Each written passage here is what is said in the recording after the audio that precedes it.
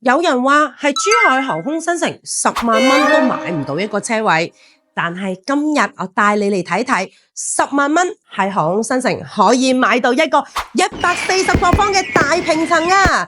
呢一個單位140個方，做咗4房2廳2衛，呢個咁靚嘅 L 字型廚房，仲望住一個咁靚嘅別墅景，你中唔中意呢？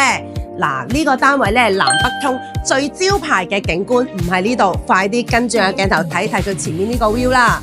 呢度望住嘅係山景、湖景，仲有高爾夫球景，係我哋露台位置，仲做埋一個風窗俾你啊！而且呢度嘅配套咧，亦都非常之齊全啦。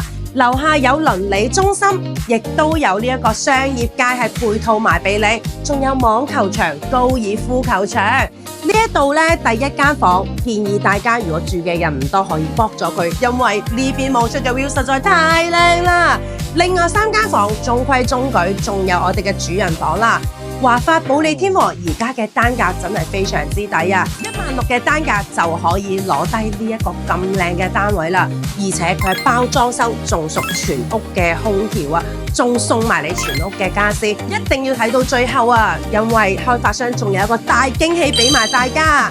哇！主人房呢個洗手間仲可以放埋個浴缸喎，有冇中意浸浴嘅你哋呢？而家買呢一度10萬蚊首付，仲要可以送埋你一個車位。